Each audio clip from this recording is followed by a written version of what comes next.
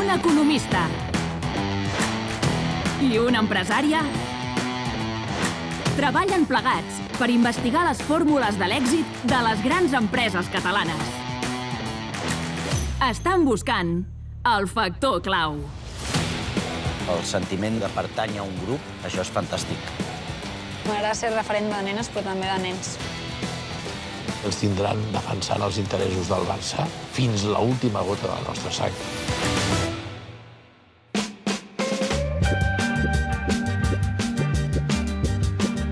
Al món hi ha uns 300.000 clubs de futbol, però només un és el Barça.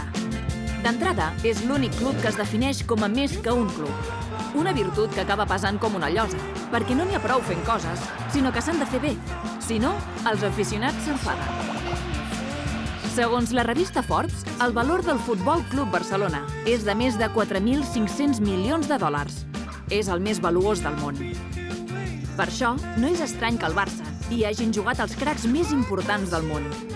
Molts han sorgit de la Masia i molts representen el present i el futur del futbol. Però com funciona aquesta maquinària? Què en podem aprendre per aplicar-ho al món de l'empresa i de la gestió d'equips?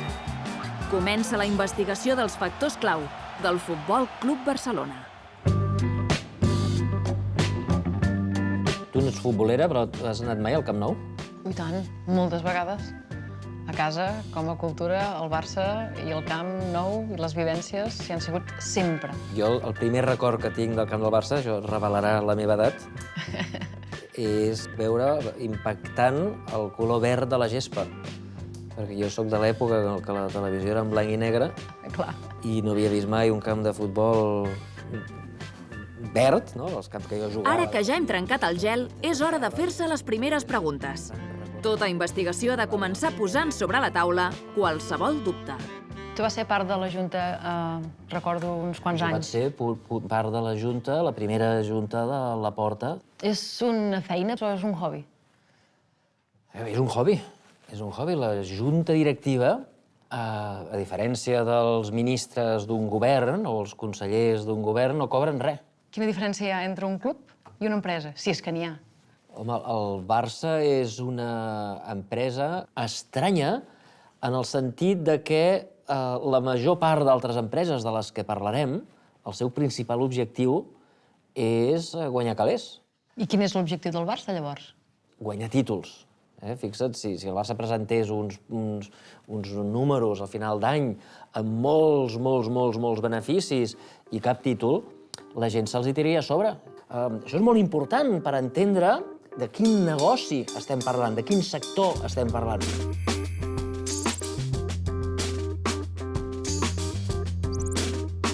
President Joan Laporta, gràcies per rebre'ns. Tu dirigeixes un club que es dedica al negoci del futbol. Per què és diferent el negoci del futbol? Jo diria fonamentalment perquè té un factor emocional molt potent. I és diferent a tots altres negocis. Per la resta, doncs no hi ha molta diferència. És un negoci en el que inverteixes, en aquest cas inverteixes en jugadors, en instal·lacions, i potser, si em permets, recollir-ho del cercle virtuós, del que anar invertint en futbol fa que els socis, aficionats, sòcies i aficionades es vinculin a l'entitat, al club, consumeixin club, això l'economia del club surti reforçada per tornar a reinvertir en futbol. Però també tenim una cantera. He vist que aquesta cantera té un pressupost de 40 milions. Aquí és on el Barça ja s'assembla més a una empresa normal. De fet, el Barça, quan ha anat bé, és quan ha tingut un equilibri en aquesta barreja entre els que hi ha a casa i els que portes de fora. Bueno, tu em diràs, el 2012 he fet una miqueta de recerca i el 2012 hi havia 10 jugadors de la cantera. Exacte. I si això ho passo a empresa, això és un somni esportiu per qualsevol aficionat, però a nivell d'empresa això és un somni comptable. És un somni comptable, perquè els de casa et costen menys. Això deia el Johan en el seu llibre, que deia 5-6 jugadors de l'equip han de ser de casa per aquesta raó, precisament. Perquè ha d'haver-hi un pal de paller de gent que senti els colors. I al Barça això és important. Sentir els colors i jugar com un equip on tothom defensa i tothom ataca. Segurament per això, el filòsof Simon Critchley va dir: el futbol és un esport socialista practicat per milionaris. Una altra cosa que és molt important és que el futbol, de fet, tots els esports, produeixen un producte que els economistes anomenem producte relatiu. Una empresa de vi el que vol és vendre molt de vi, quan més ampolles de vi, millor. El Barça, o els equips esportius en general, no. El que a tu t'importa és, vendre'n una més que l'adversari. Sí, hi ha una competència constant en aquest aspecte. Per tant, hem d'anar millor sempre que el darrere. Jo no haig de ser bo, haig de ser millor que tu. Ja hem après que el Barça funciona com una empresa, però amb objectius diferents. No ha de guanyar diners, sinó títols. Però això és només la teoria. La Bet i en Xavier continuen la seva recerca sobre el terreny. Jordi. Què tal? Senyor director, com estem? Benvingut. Casa teva, Museu del Barça. Sí, gràcies. Vinc a veure les copes del Barça, els trofeus del Barça. Bueno, aquí tenim, a la primera planta del museu, que és on estem ara, tenim uns 1.500 metres quadrats i tenim totes les copes que hem guanyat de futbol, des de les més antigues fins les darreres que hem guanyat. La Copa de Duarte, la Copa Llatina, la Lliga, Pilota d'or de Luisito Suárez, l'únic jugador espanyol que la té i el primer jugador del Barça que la va guanyar. Botes del Kubala. I aquí tenim les 2 pilotes d'or que ha guanyat l'Alexia. El futbol femení ja no és una anècdota, és una realitat, no? Pilotes d'or, títols, bàsquet, hoquei patins, futbol sala, handbol... Tenim copes d'Europa de totes les seccions. Llavors veig moltes copes aquí. Moltíssimes. Però el Barça en guanya moltes més. Jo diria que cada temporada guanyem centenars de copes. Centenars? Moltíssimes copes. No hi caben? No. Aquí tenim exposades les copes oficials de futbol i de les seccions professionals, sí. I les altres, què passa amb les altres copes? Bueno, les altres copes no les podem exposar perquè és que no hi ha prou espai. Però les tenim? Les guarda el Barça o què fem amb aquestes copes? Sí que les tenim. Què fem amb les copes? Bueno, això és una mica com els Reis Mags i aquestes coses. Les poden veure o no es poden? Bueno, aviam, les tenim al magatzem i home, si et fa il·lusió podíem anar-les a veure. Sí? M'ensenyareu al magatzem? Ens podem trobar qualsevol cosa, no només copes, perquè tenim relíquies diverses. Doncs m'encantaria veure-ho. Sí? El que passa és que... Hosti, mira, veig el Jordi. Jordi, vine un momentet, sisplau. Hola, bones. El Jordi Clemente és el responsable del magatzem i el Xavier volia anar al magatzem. Li podem ensenyar una miqueta... Sí? Hòstia, me'n faria molta il·lusió. Però el que passa és que ara tothom voldrà venir al magatzem i això no està previst, Normalment no ho veu el públic. Ho podrem mirar per la tele, no? M'ensenyeu o no? Sí. No problema.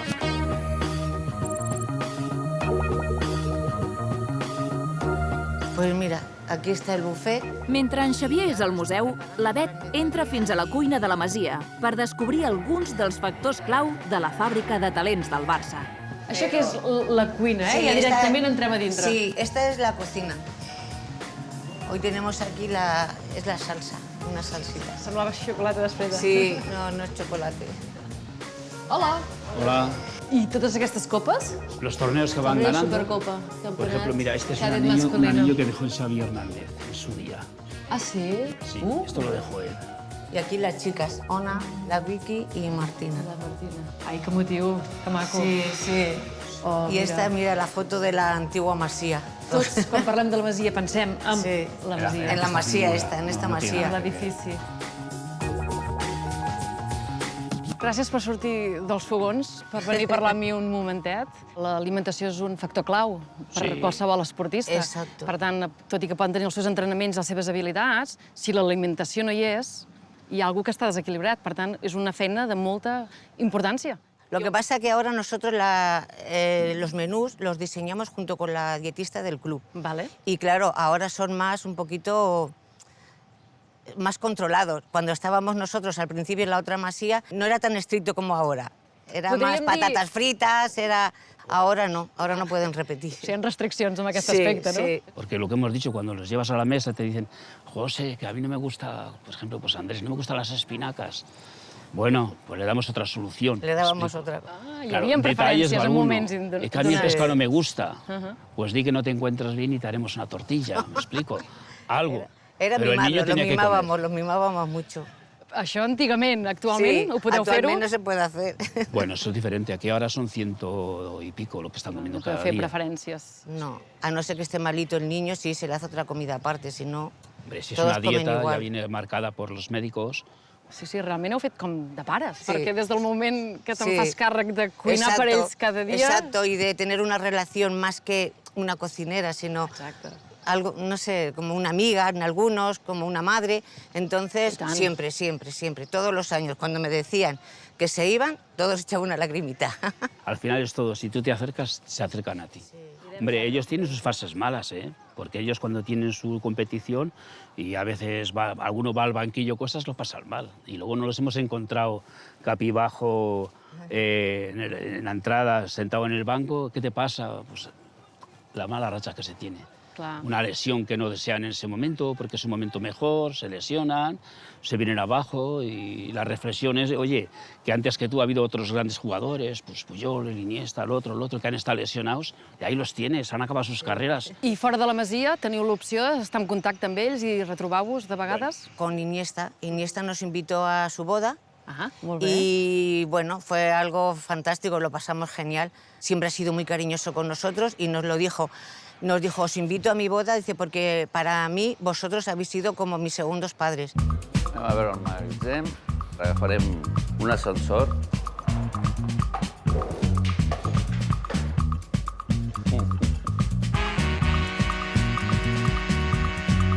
Arribem ara al pàrquing on aparquen els jugadors.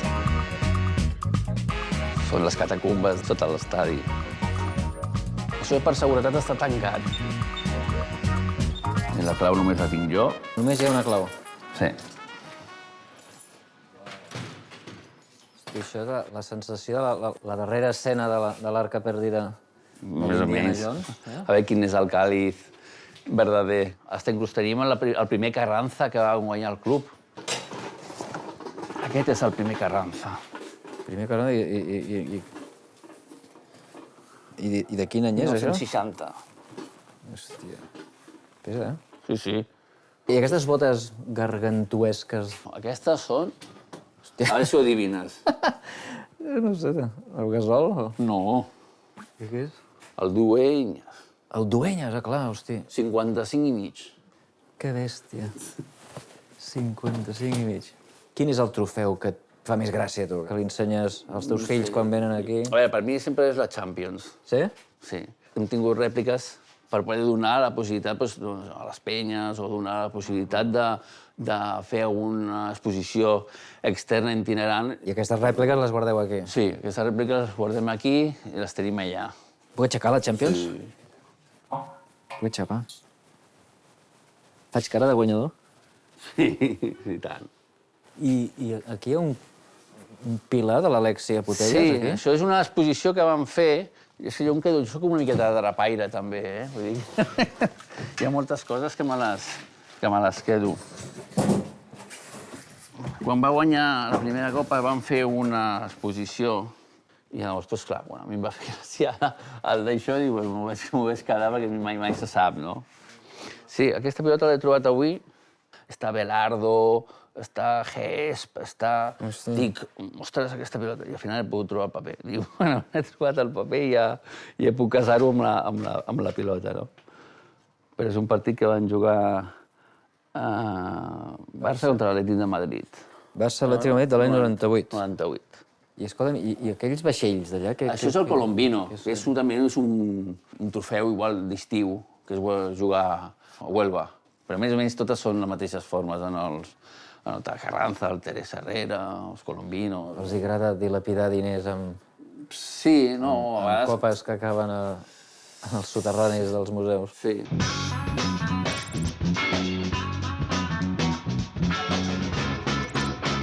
Hola, bon dia, què tal? Què tal? Gràcies per trobar un moment per mi. Quins són els valors del Masia, segons la teva experiència?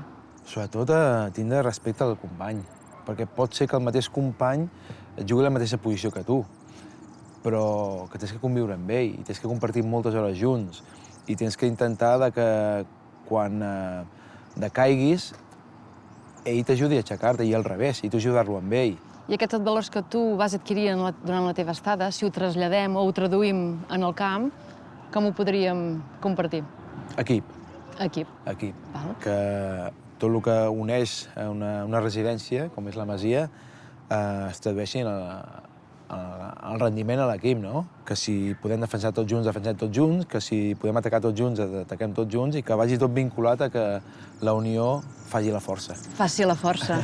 Com definiries l'ADN del Barça?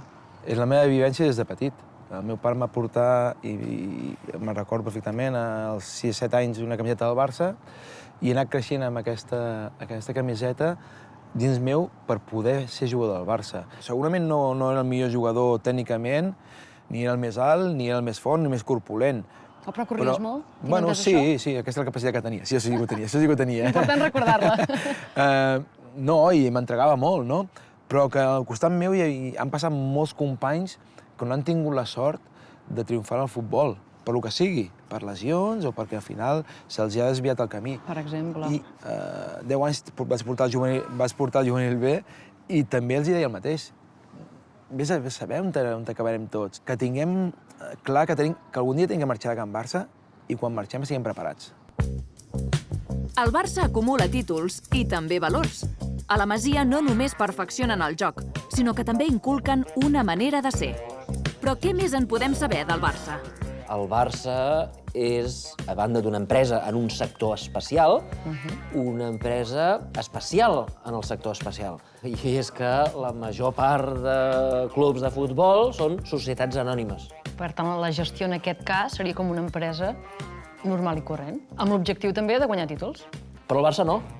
El Barça és propietat dels socis i els socis escullen la junta directiva que acabarà gestionant l'equip durant 5 o 6 anys, depèn de la llei que hi hagi en aquell moment.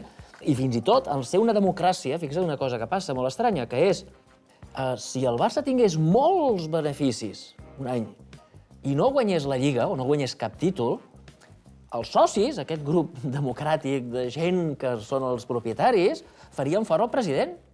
Li dirien, no, els diners a la gespa. Què fots tu guanyant calés? Però com es pot mantenir una empresa si no guanyes diners, però al mateix temps els necessites per dur a terme l'activitat? Costa d'entendre. Una de les pàgines més importants dels llibres de futbol és la pàgina 56 del llibre que va escriure el Johan Cruyff, que deia una cosa importantíssima i que sovint s'oblida. En un vestuario todo se sabe. I para que el vestuario tenga estabilitat, és a dir, perquè hi hagi aquest bon feeling a dins del vestidor, es muy importante que un bueno cobre siempre más que un malo, que un mayor cobre más que un más joven, no? O sigui que si no compleixes aquestes regles, si ve un tio que és un patata i que li has pagat una milionada perquè vingui i tot el vestidor veu que és un patata i cobra el triple que els altres, això crea un malestar que fa que tots juguin malament. I al final, lo important de tot és que un equip, com els equips humans a dins de totes les empreses, hi hagi aquest sentiment de família, aquest sentiment de comunitat que es trenca si veuen injustícies. Crec que és important descobrir o saber del cert si aquesta piràmide actualment s'està aplicant en el Barça. Gestionar l'equip humà, com a totes les empreses, és important. Seguim la recerca parlant amb l'entrenador del primer equip per saber si els principis de Cruyff es continuen aplicant des del seient més calent del club. Aquí és el seient calent. Quin és el seient calent? Aquí. Aquest és el calent? Sí, aquí hi ha el meu germà i aquí hi ha el Sergio Alegre, els assistents, veus? I el calent és aquest? El calent, sí, per això estic sempre allà. Perquè crema. Sí. Hòstia, però si no es veu res. No es veu res aquí, per això és que aquí no. I em foto allà, de peu, i llavors ja es veu, saps? Aquí estàs gairebé per sota. I aquí ells estan en comunicació amb els analistes a dalt i em van dient Xavi, a l'extrem que baixi, a l'altre cap aquí, saps? A futbol americà fan el pinganillo aquell, saps? Que porten. Ah, sí, que es comuniquen amb el quarterback. Jugador. Això jo crec que anirà evolucionant. Xavi, Tu ets de les persones d'aquest país que gestiona l'equip humà més conegut de tot el país. Com es gestiona un equip en el qual, diguem, tothom creu que és molt bo? Sobretot jo crec que sent honest, intentar ser just, tot i així, tu penses que ets just i el cap del jugador està pensant que sóc el més injust de la història, no? Bé, jo el primer dia els vaig agafar i els hi vaig dir, mireu, això va d'equip, és un esport d'equip, i el que no tingui actitud, respecte per tothom i esforç, aquí no podrà estar. Jo soc de consensuar. A casa meva ja ho érem, hem sigut una família nombrosa, 8 a casa, amb un pis molt petit, hem hagut de mirar per l'altre, hem hagut de ser altruistes, molt generosos, molt empàtics, i a mi m'agrada que la gent estigui còmoda. Jo vull que la gent vingui a l'entreno i vingui feliç. Les empreses que ens estan escoltant ara, tu els recomanaries, penseu que l'equip humà ha de ser com una família. El sentiment de pertànyer a un grup, això és fantàstic. Jo me'n recordo que a l'últim any meu de Luis Enrique no jugava tant com jo volia, però anava a gust. Veia un ordre, veia una disciplina, veia serietat, i encara que després posés l'alineació Luis Enrique i, ostres, Rakitic, Iniesta, Busquets. Pensava, ostres, però si entrenar m'he deixat la pell per entrenar. Bueno, potser sortia mitja hora i aquella mitja hora era transcendent i era decisiu, no? Doncs el sentiment aquest de pertànyer a un grup i a una família, això és transcendental per aconseguir èxits, sobretot en l'esport, no? Que els que no juguen tant s'ho sentin seu, això és l'èxit meu com a entrenador. Abans de jugar, abans de decidir les alineacions, s'ha de fer l'equip. Sí. I s'ha de decidir quin salari té cadascú, no? Ho tens en compte, això? Li té influència a l'entrenador? Sí, i és molt important d'alguna manera distribuir els salaris de manera correcta perquè, com tu bé dius, el vestidor es cou tot i al final se sap tot, parlen entre ells i és molt important, aquest equilibri. El talent es crea o es compra? El talent moltes vegades és innat. Però, per exemple, posem un exemple, no? El Pedri. El Pedri és talent. El Pedri ja és un 8 sobre 10. Però aquí a Can Barça el perfeccionem, aquest talent. Posem un altre exemple, Araujo. Araujo, talent poc, però entrena igual que el Pedri. Rep la mateixa informació, ha d'aixecar el cap. Doncs l'Araujo ja tria millor que l'any passat. I tot aquest entrenament, si tu ets un 4 sobre 10, acabarà sent un 7. I el Pedri, que era un 8, acabarà sent un 10. Sí, però deixa'm que critiqui un moment el futbol, els futbolistes d'ara, perquè a mi la impressió que em dona és que massa sovint veus els futbolistes intentant enganyar. Sistemàticament, no? Fer veure que t'han fet més mal del que t'han fet, tirant-te per veure si l'àrbit pica i hi ha penal. Això és un bon exemple pels nens? Saps què passa? Que el futbol de per si també és engany. Cuidado, que vaig a dir. El futbol de per si, quan tires un penal has d'enganyar el porter. Quan fas un passe has d'enganyar el defensa. Quan fas un dribbling, 1 contra 1, estàs enganyant constantment. Però clar, hi ha un límit. El que no pot ser és enganyar l'àrbit. O el que no pot ser és enganyar el públic, perdre temps, vas a secar de banda i estàs 3 hores per secar de banda. No, aquí ja no forma part dels valors. Jo sempre penso que el futbol aniria molt millor amb temps real. El futbol sala, bàsquet, ja no hi hauria tant engany. Digue'm, tu has estat a la vitrina, no? Gairebé tota la teva vida, 17 anys de jugador, però ara de sobte entres com a entrenador i has fet declaracions de que era més complicat, no? Era més... Molt més, perquè estàs jutjat a diari, és a dir, ara és el Barça de Xavi, abans jo era un de 25. Ara, mira, quan vaig fitxar pel Barça, el Guardiola, no? I molts entrenadors doncs, em van felicitar i em van enviar un missatge i em van dir benvingut, que ara hi ha un mes per les escopetes, no? I és la veritat, vull dir, estàs jutjat i el Barça molt més. Estàs criticat, et falten el respecte moltes vegades. Mira, jo sóc tan culer que m'he sentit moltes vegades que quan perdem, quan vaig a l'escola, tinc tios petits, la sensació que falles a la gent. La sensació de dir, hòstia, avui m'hauré d'amagar, m'he de posar una caputxa, perquè tinc la sensació que falles a la societat. Perquè no has fet bé la teva feina. Jo he fet igual la feina que quan perdem que quan guanyem. Però la sensació que vaig a l'escola, que falles a la societat i que t'estan donant ànims al pare del company del meu fill, de la meva filla, i que t'estan mirant fins i tot malament. No passa res. Bueno, no, Aquesta sensació és molt fotuda. molt fotuda, i de jugador no em passava. Però bé, sóc bastant cabut, Sóc bastant cabut i no pararé fins que tot això funcioni. Fins ara, hem vist que qualsevol empresa ha de tenir uns principis. Que al Barça, els de Cruyff continuen vigents. I que perquè puguin arribar als resultats, cal generositat, empatia i altruisme. Fins ara hem parlat de la secció masculina, però m'agradaria parlar de la secció femenina. Aquesta aposta del Barça, del 1970, hi ha hagut alts i baixos, i en els últims anys, des del 2019, que han fet una molt bona feina. De fet, tenen molts èxits, des d'una Champions, 3 lligues, 3 copes de la Reina, 3 supercopes d'Espanya. I en el mateix període, el masculí té una Copa del Rei i una Supercopa d'Espanya. Hi ha una diferència bastant gran en aquest aspecte. Aquesta diferència del pressupost no va equiparada amb els resultats que hem aconseguit amb la secció femenina. Perquè les noies puguin cobrar tant com els nois, cal que generin tant negoci com els nois, no?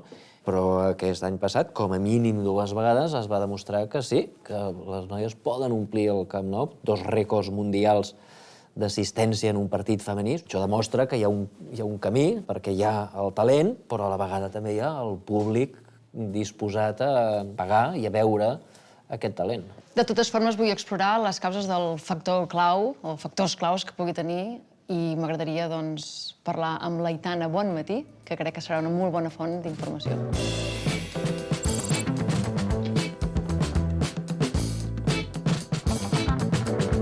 Com bé saps, estem investigant els factors claus del Barça i no podíem fer aquest programa sense haver parlat amb tu.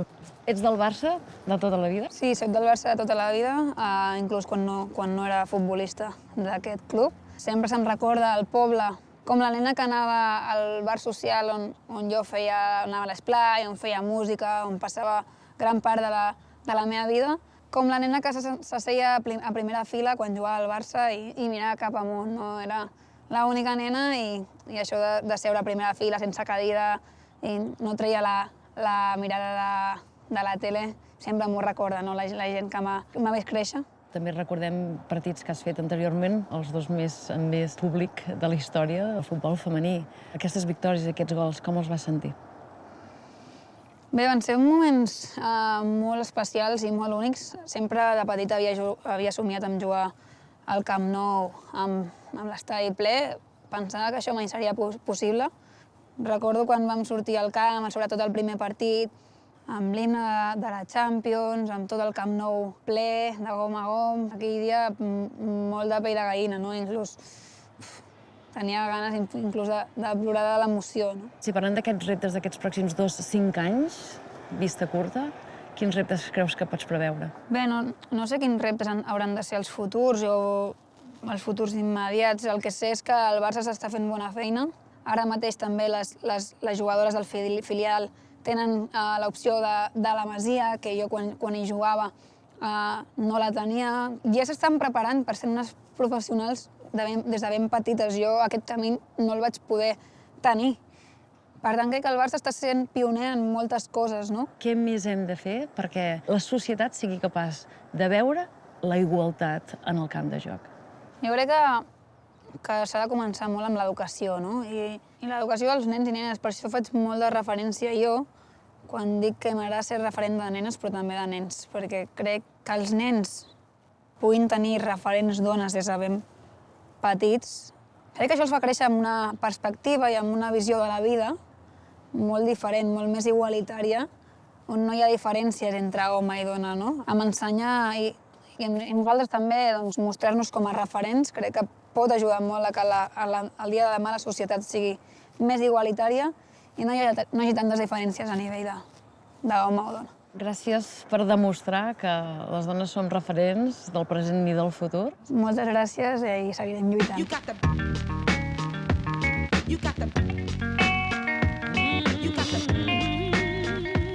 Escolta'm, Xavier, ara et faré una pregunta. Com es fa un gol? Com es fa un gol? Mira, jo no jugo a futbol i no ho sé, però saps què podem fer? Digue'm. Aquest diumenge hi ha partit. Anem tu i jo a l'estadi i aviam si tenim sort i el Barça fa algun gol i el veiem i llavors tu mateixa pots veure com es fa. Em sembla fantàstic.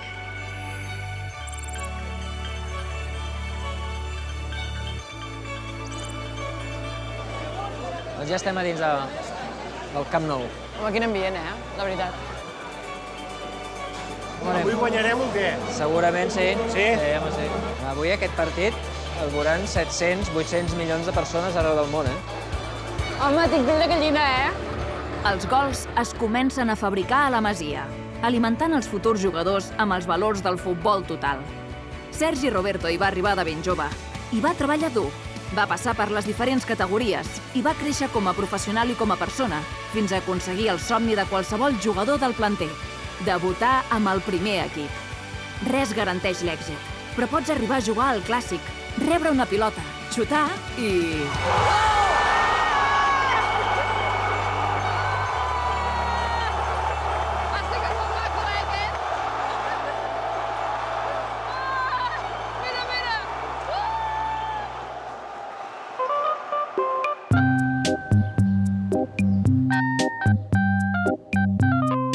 Ja hem vist com es fa un gol, però empresarialment, com es tradueix aquest moment? Tornem a les oficines per debatre aquest concepte. Si tinguéssim que analitzar el preu del gol, en aquest cas d'en Sergi Roberto, com el podríem definir? Quin valor té? Aquest és un dels grans problemes.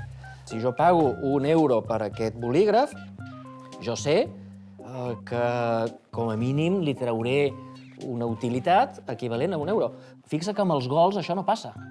Si en aquell moment haguéssim preguntat a tots els barcelonistes del món quin valor té per tu ara mateix un gol del Sergi Roberto, llavors tothom hagués dit, escolta, un salari de tot el mes, o jo què sé, un ordinador, o 3 euros, o què sé.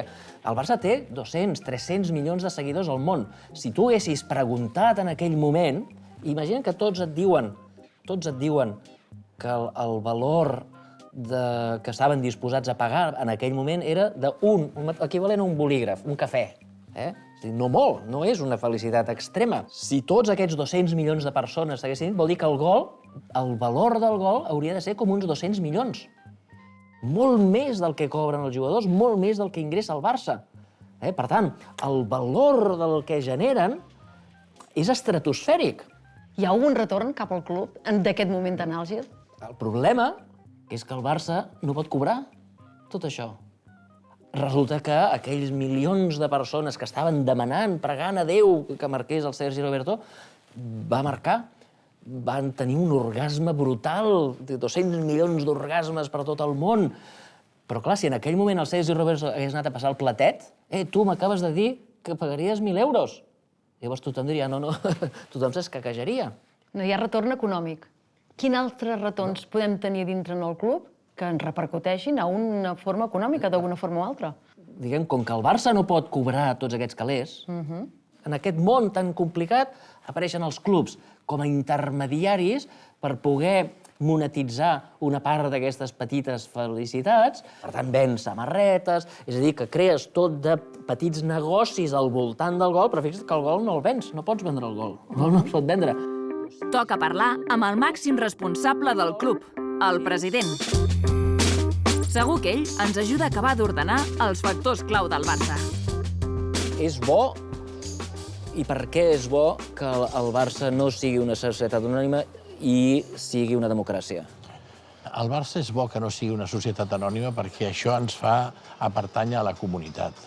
I el Barça pertany a la ciutat, pertany al país. Evidentment, els propietaris són els seus socis i sòcies. I, a més, ens permet fer moltes altres coses que clubs no poden fer. Com, per exemple, el que podríem enllaçar amb els valors del club.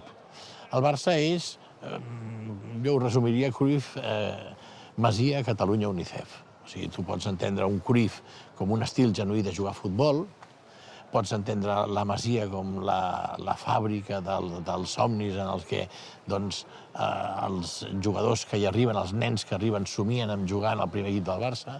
Catalunya no ho pots separar, és un element que no pots separar la catalanitat de la democràcia, i el barcelonisme és indissociable del que és la catalanitat i la democràcia. També, quan diem UNICEF, que és per il·lustrar el fet que el Barça té un compromís social, té un compromís amb els valors. Això és més propi d'una associació, com és el Barça, que no pas d'una societat de capital. I aleshores, quan no se segueix la filosofia, l'ADN, les coses no van bé. Què vas pensar quan van treure UNICEF de davant i el van posar al cul i van posar Qatar? Jo crec que primer que vaig pensar que era una gran errada perquè això no estava d'acord amb els valors del club. Les essències s'han de respectar i no pertany a les nostres essències el posar Qatar aquí al davant. I així va anar, no? Què va anar? Doncs que no va anar bé. Perquè, a més, ens va portar a que els propis qatarís ens fitxessin el Neymar per 222 milions d'euros, fa que aquí es reaccioni malament a l'hora d'administrar aquests diners. No vull que aquest programa sigui una crítica constant en els presidents anteriors. Digue'm una cosa que van fer bé, una cosa que et mires. Ara arribo a aquesta segona etapa. El femení el trobem bé. I què fem? Aprofitar-ho. Només arribar vam guanyar la Champions, però mèrit també del d'abans. No va ser un mèrit de la meva junta, perquè vam arribar i dic, caram, això està molt bé. Està molt bé. Escolta, hem fotut 2 rècords aquí a l'estadi històrics mundials. Tu què vas pensar quan es va omplir aquest camp per veure un partit de noies? Tu creus que era possible? La veritat que va ser espectacular i orgullós de ser president del Barça i veure com tot aquest estadi es va omplir per veure un partit de futbol femení que, a més, tenim un equip que guanya, i això també ja saps que a tothom ens agrada guanyar. Però és que, a més, un equip va jugar bé. Un altre dels exemples de que les coses van malament quan no segueixes els valors és l'escàndol Negreira, no? Com és que un club com el Barça pot derivar cap a una cosa com aquestes? El cas Negreira és una campanya contra el Barça. També crec que hem de fer autocrítica, però va ser una cosa que havia heretada, que era assessorament arbitral, això no és delicte, al Barça mai hem comprat un àrbitre, més enllà de que potser no vam valorar prou el que significava el que el fill d'un exàrbitre ens donés un assessorament. Això s'ha tret de mare, perquè aquí hi ha una campanya orquestada per quedar-se al Barça, per transformar el Barça en societat anònima. Això ho lligo amb que no hem signat CVC, afortunadament, que hipotecava el Barça per mig segle. Què és CVC? CVC és un fons que s'ha quedat el 10,95% dels drets de televisió dels clubs. No deixava de ser un préstec. No ho vèiem que fos una operació que ens pogués interessar. De fet, nosaltres, necessitats com estàvem de salvar el club, amb l'endeutament que teníem, el que vam fer va ser vendre el 25% dels nostres drets de televisió a Sixth Street per 686 milions d'euros. I això ens ha salvat el club.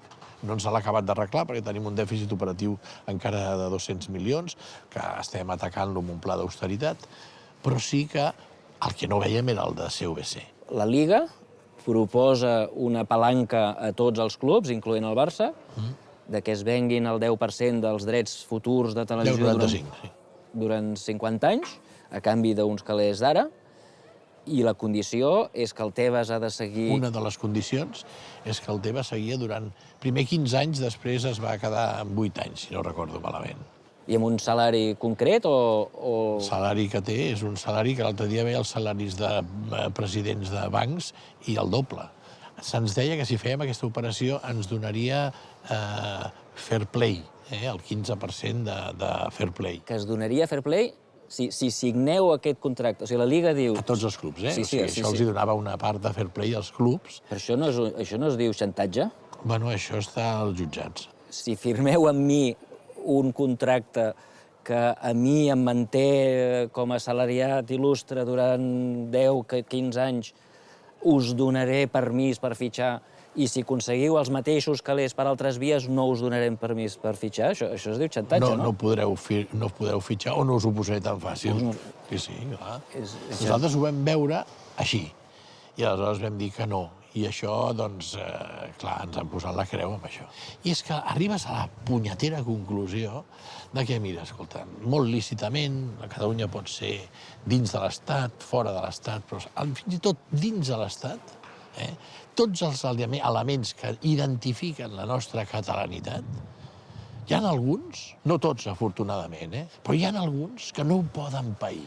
I una de les coses que no poden pair és que uns dels elements de la nostra identitat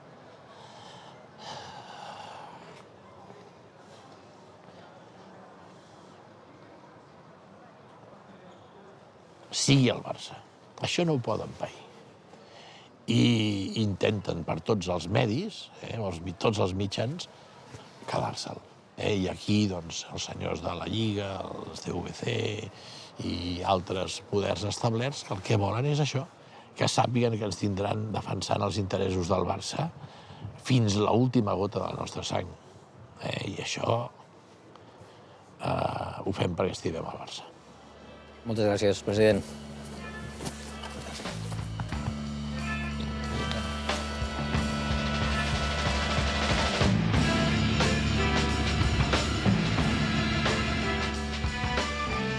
Doncs bé, ara sí que ja podem identificar els factors claus del Barça. Jo crec que la lliçó principal, que és una lliçó que s'aplica a totes les empreses del món, és que quan tu actues d'acord amb els teus valors, les coses et van bé, però sobretot, quan tu traeixes els teus valors, les coses van malament. I per tant jo posaria com un element importantíssim el concepte de valors, no? Amb això no vull dir de cap manera que el Barça tingui valors i els altres clubs o les altres empreses no en tinguin. No és veritat, tothom té valors. La lliçó primordial és que els valors s'han de seguir. Diguem, la recomanació que jo faig és, escolta'm, mira't al mirall. Lleves al matí, mires al mirall, què veus? Si el que tu veus t'agrada, si com a persona t'agrades, vol dir que tens uns valors que tu et satisfan, els has de seguir a mort. Ara sí que podem escriure el capítol, ara ja ho tenim.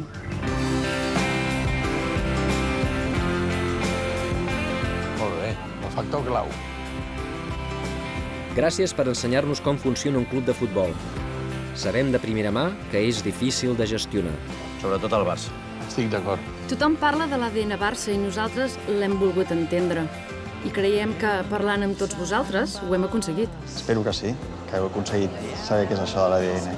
Els clubs de futbol són empreses especials. No han de guanyar diners, sinó títols. I això fa que sigui molt difícil preveure res. És cert. La sort és un factor clau tan important com incontrolable. La sort és important, però s'ha de treballar. De títols el Barça n'ha guanyat molts. I més que guanyarem, Potser massa i tot, si tenim en compte com està el magatzem del museu.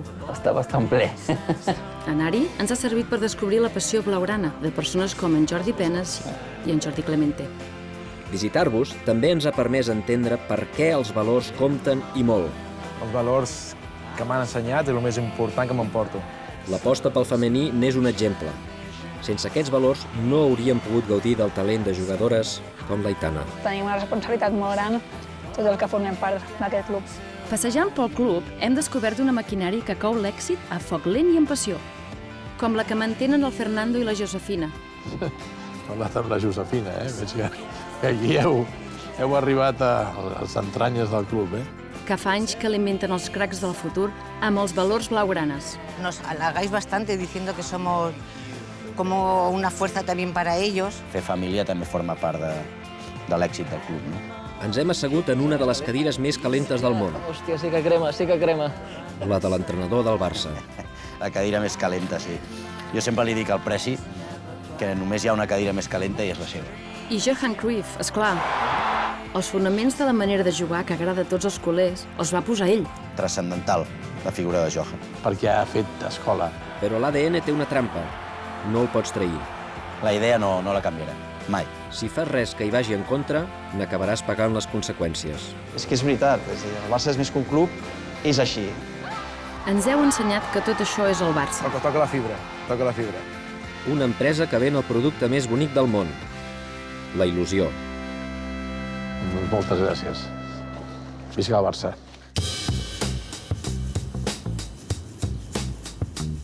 Aquests creiem que avui són els factors del Barça.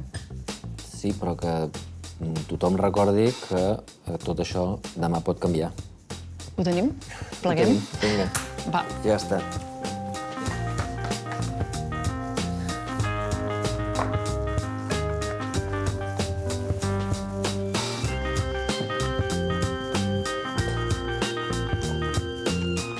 Som-hi. Vinga.